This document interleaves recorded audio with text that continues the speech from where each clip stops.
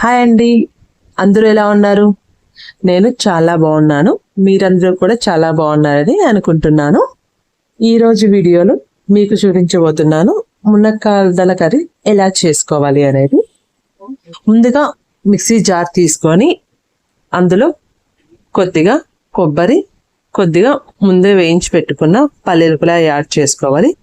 అలాగే మనకి గ్రేవీ ఎక్కువ కావాలనుకోండి ఒక పెద్ద ఆనియన్ తీసుకోండి, లేదా తక్కువే కావాలనుకుంటే మీడియం సైజ్ ఆనియన్ తీసుకొని దాన్ని కూడా పొట్టు తీసేసి నీట్గా వాష్ చేసి కట్ చేసి మిక్సీ జార్లో వేసుకోవాలి.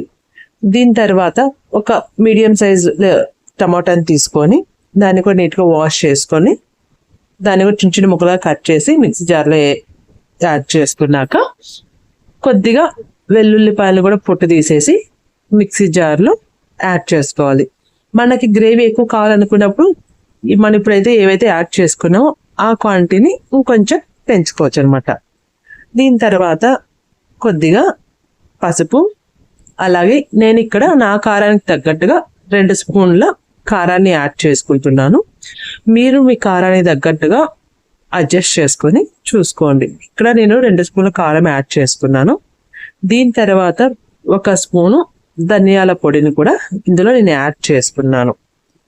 సో ధనియాల పొడి కూడా యాడ్ చేసుకున్నాక కొంచెమే మరీ ఎక్కువగా లేకుండా కొద్దిగా గరం మసాలా కూడా యాడ్ చేసుకునేసి మూత పెట్టేసి బాగా మెత్తగా పేస్ట్ లాగా గ్రైండ్ చేసుకోండి. ఈ గ్రేవీకి చింతపండు కూడా కావాలన్నమాట. సో మనం ఇవన్నీ ప్రిపేర్ చేసుకునేదానికి ఒక 5 మినిట్స్ ముందే చింతపండును కూడా నీట్గా వాష్ చేసుకొని నానబెట్టుకోవాలి. ఇలా మిక్సీ జార్ నానబెట్టుకున్న తర్వాత స్టవ్ ఆన్ చేసుకొని కడాయి పెట్టుకున్నాక 2 స్పూన్ల ఆయిల్ వేసి ముందుగా కట్ చేసి పెట్టుకున్న ములక్కాడల్ని అందులో వేసి వేపుకుంటూ ఉండాలి. అది ములక్కాడలు వేగుతుండేటప్పుడు మనము మిక్సీలో వేసుకున్న మిశ్రమాన్ని మొత్తాన్ని మెత్తగా పేస్ట్ లాగా చేసుకుందాం. ఇలా మెత్తని పేస్ట్ లాగా చేసుకున్న తర్వాత దీన్ని పక్కన ఉంచేసి మునక్కాడలు మాడిపోకుండా మధ్య మధ్యలో గరిటెతో తిప్పుతూ ఉండాలి. ఇలా తిప్పుతూ మీడియం మంట మీద చేసుకున్నట్లయితే మునక్కాడలు టేస్ట్గా ఉంటాయి. ఇలా మధ్య మధ్యలో గరిటె తీసుకొని మునక్కాడలు అన్నవి మాడిపోకుండా కలుపుతూ ఉండాలి. ఇక్కడ మునక్కాడలు అన్నది మీకు కావాల్సిన సైజులో కట్ చేసుకోండి. నేనైతే కొంచెం పులుసు కాబట్టి కొంచెం పెద్దవిగానే కట్ చేసుకున్నాను అనమాట. సో ఇలా మొత్తం వేగిన తర్వాత వీటిని తీసి పక్కన ఒక ప్లేట్లో పెట్టుకుందాం. సో ఇవన్నీ ఒక ప్లేట్లో పెట్టుకున్న తర్వాత అదే పెనంలో మరొక స్పూన్ ఆయిల్ వేసి కొద్దిగా ఆవాలని వేసుకోండి. ఆవాలు వేసుకున్న తర్వాత ఆవాలు చిటపట్లాడాక కొద్దిగా జీలకర్ర కూడా వేసుకోండి.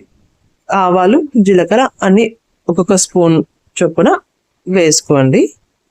సో అవన్నీ చిటిపట్లాడిన తర్వాత ముందుగా మిక్సీ పట్టి పక్కన ఉంచుకున్న పేస్ట్ను కూడా ఈ ఆయిల్లో యాడ్ చేసుకుందాం. ఈ ఆయిల్లో యాడ్ చేసుకున్నాక కొద్దిగా కరివేపాకును కూడా ఇందులో యాడ్ చేసుకోవాలి. సో అంతటిని గరిటెతో మీడియం మంట మీదనే గ్యాస్ పెట్టుకొని గరిటె తీసుకొని ఆ మసాలా మొత్తాన్ని ఒక్కసారి మంచిగా కలుపుతూ ఉండాలి.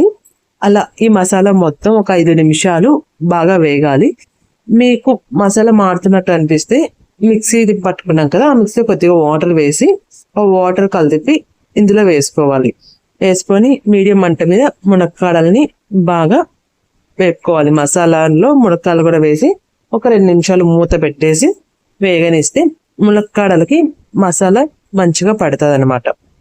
ఇలా ఒక 2 నిమిషాల తర్వాత దీంట్లో మనకి గ్రేవీ అన్నది ఎంత చిక్కగా కావాలంటే కొద్దిగా వాటర్ తక్కువ వేసుకోండి. లేదు మన గ్రేవీ పల్చగానే ఉండాలి అనుకుంటే కొద్దిగా వాటర్ ఎక్కువ వేసుకొని అంతటిని బాగా ఒకసారి కలిపి మూత పెట్టేసి బాగా ఉడకనివ్వాలి. మసాలా మునక్కాడలు అంతే బాగా ఉడికిన తర్వాత ముందుగా కట్ చేసి పెట్టుకున్న కొత్తిమీరను కూడా ఇందులో వేసి మరొకసారి గరిటెతో మొత్తం బాగా కర్రీ మొత్తాన్ని బాగా తిప్పి మూత పెట్టేసి 1 నిమిషం అలాగే మీడియం మంట మీదనే ఉడికిన తర్వాత స్టవ్ ఆఫ్ చేసేసుకుంటే కర్రీ ఎంతో టేస్టీగా ఉండి మునక్కాడల కర్రీ రెడీ అయినట్టే. మీరు కూడా ట్రై చేసి మీకు ఎలా వచ్చింది అనేది తప్పకుండా నాకు కామెంట్ రూపంలో తెలపండి. ఇంకా నా ఛానల్ని ఎవరైనా సబ్స్క్రైబ్ చేసుకున్నట్లయితే please subscribe my channel and support me. మరిన్ని వీడియోల కోసం